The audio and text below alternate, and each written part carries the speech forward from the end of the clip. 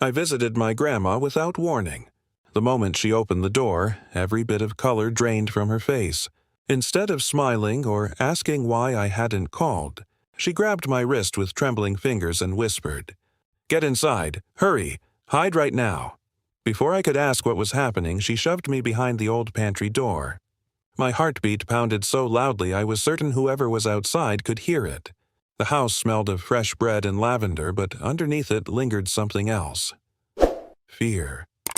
Then I heard my father's truck pull into the gravel driveway. His heavy boots crossed the porch. The front door creaked open without a knock. "Dad?" he called, using the same calm voice he always used when he wanted something. "I know she comes here sometimes." My grandmother didn't answer immediately. I could hear the slight shake in her breathing. "She's not here," she finally said. He laughed. "You've never been good at lying." Through the narrow crack in the pantry door, I watched him walk into the kitchen. He wasn't alone. My older brother followed behind him, carrying a thick manila envelope, the same kind our family's lawyer used for legal papers. My stomach tightened. 6 months earlier, my father had forced me out of the family business after accusing me of stealing company money. Everyone believed him. My brother called me a thief. My relatives stopped answering my calls. Even people I'd known since childhood crossed the street rather than speak to me. The truth never mattered because my father controlled every story before anyone else could hear mine. I lost my career, my reputation, and nearly everything I had built. Only one person never doubted me.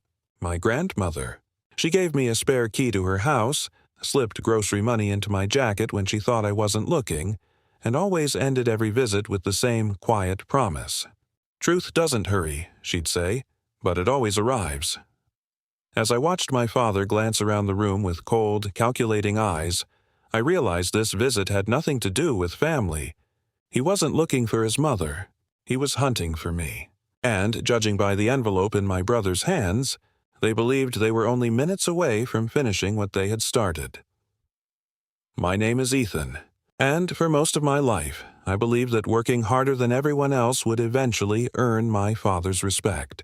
I was the quiet son who arrived first, stayed late, and fixed problems before anyone noticed them. While my older brother Mason enjoyed the spotlight, I was expected to keep the family business running without asking for recognition. Whenever something went well, my father praised Mason's leadership. Whenever something went wrong, somehow it became my responsibility. I convinced myself that was simply the price of loyalty. Looking back, I realized I wasn't treated like a son. I was treated like a convenient tool. The harder I worked, the more invisible I became. My grandmother noticed long before I did. She would watch our family dinners in silence, catching the moments everyone else ignored. My father's habit of interrupting me, Mason repeating my ideas as if they were his own, and the way every compliment directed at me somehow turned into praise for someone else. She never argued with them at the table, but after every visit, she reminded me that people who constantly steal your voice eventually become afraid of the day you speak for yourself. When my father accused me of stealing company funds, the accusation spread faster than the truth ever could. Employees I trained avoided eye contact. Friends stopped returning my calls. Even distant relatives acted as though guilt had already been proven. My father never needed evidence. His reputation carried more weight than my honesty. Only my grandmother stood beside me without hesitation. She didn't ask whether I was innocent because she already knew. What she didn't tell me, at least not then, was that she'd quietly been collecting pieces of a puzzle my father never imagined anyone else could see. From my hiding place behind the pantry door, I listened as my father wandered through the house with the confidence of someone who had never expected to be questioned. He opened cabinets he had no reason to inspect, glanced into empty rooms, and paused just long enough to make my grandmother uncomfortable. Every movement felt deliberate, as though he wanted her to know he could invade even the only place where I had ever felt safe. "You've always protected him," he said casually, brushing a finger across an old family photograph on the mantel. "You spoiled that boy." Grandma folded her hands in front of her apron. "I loved both my grandsons." My brother gave a quiet laugh. "Not equally." The words were soft, almost polite, but they carried years of bitterness.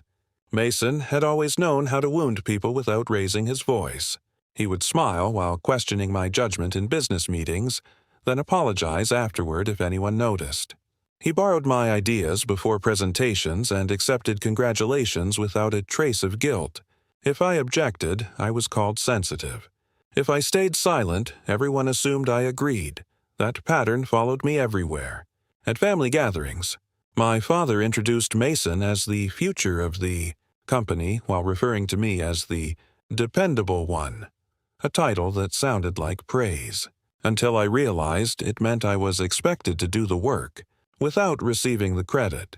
Whenever clients complimented my efforts, my father smoothly redirected the conversation toward Mason's leadership. Standing only a few feet away, hidden behind old shelves of canned peaches and flour, I finally understood something that had taken me years to see. They hadn't ruined my reputation in a single day. They had spent years quietly teaching everyone that I mattered less. So, when the final accusation came, almost no one thought to question it. As I stood motionless behind the pantry door, I heard paper slide across the kitchen table.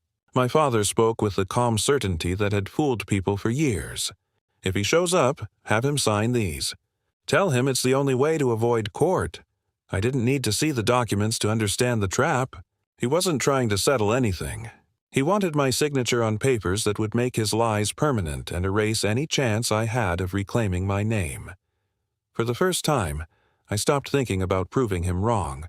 I started thinking about letting him prove himself. My grandmother waited until my father and Mason finally walked out of the house.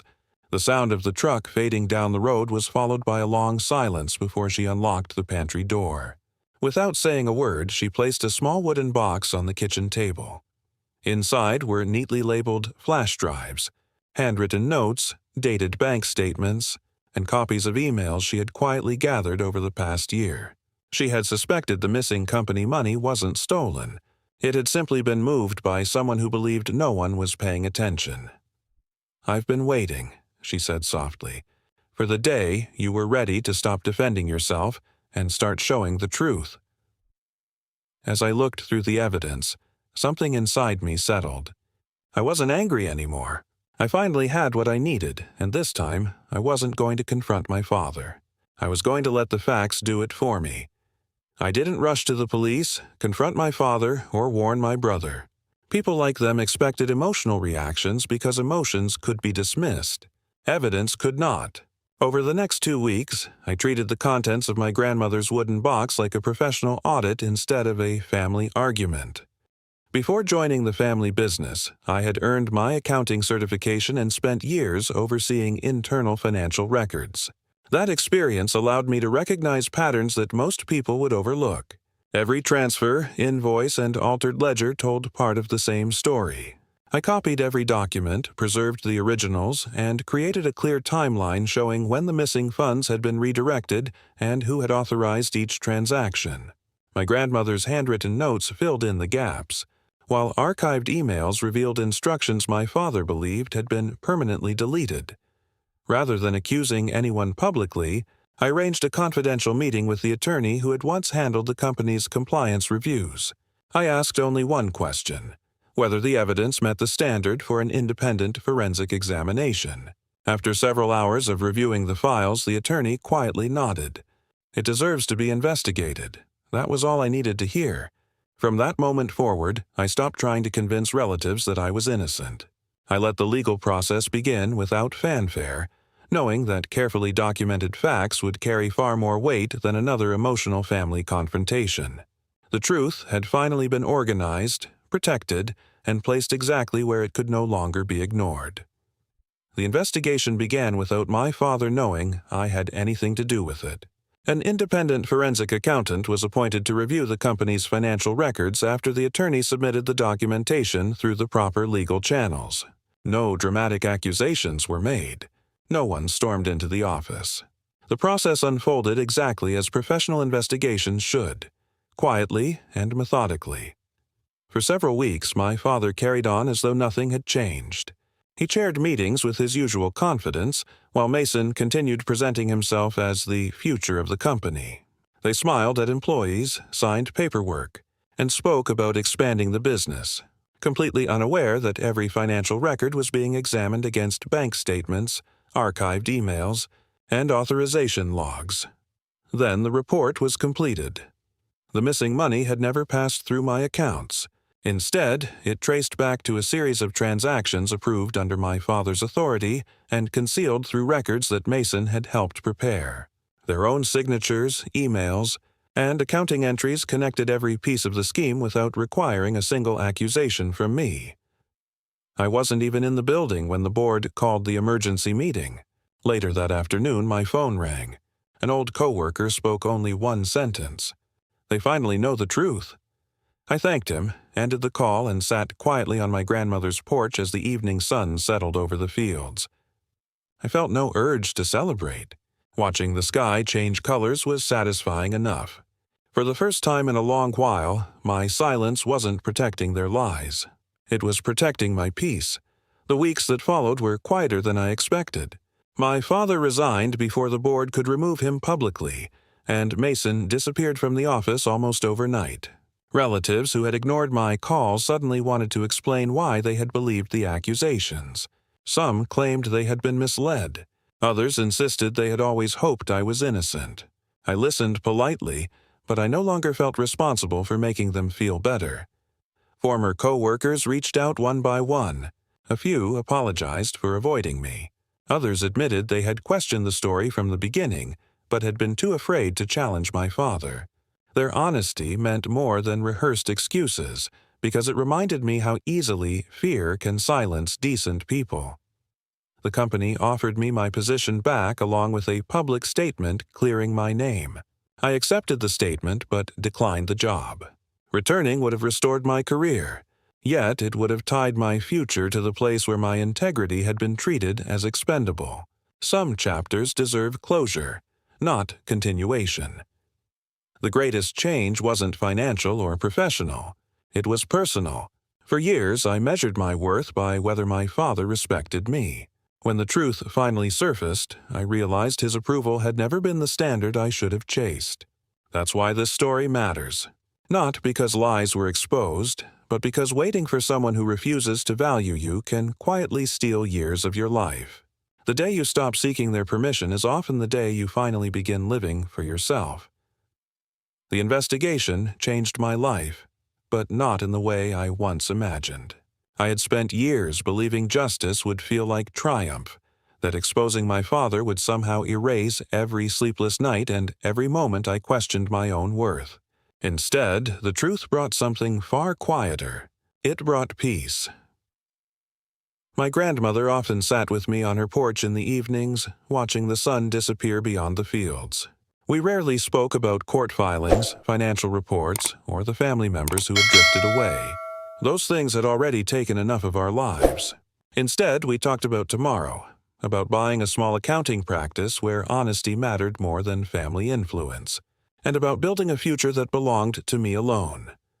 Some relatives eventually earned their way back into my life. Others remained strangers connected only by blood. I stopped trying to force broken relationships back together because I finally understood that forgiveness and trust are not the same thing. One can be given freely, the other must be earned. Looking back, I don't remember the moment my father's lies collapsed as clearly as I remember the moment I stopped caring about them. That was the day I became free. My grandmother's words had been right all along. Truth doesn't hurry. It arrives exactly when it's ready. And when it finally does, it doesn't just expose the people who betrayed you. It quietly introduces you to the person you were always meant to become.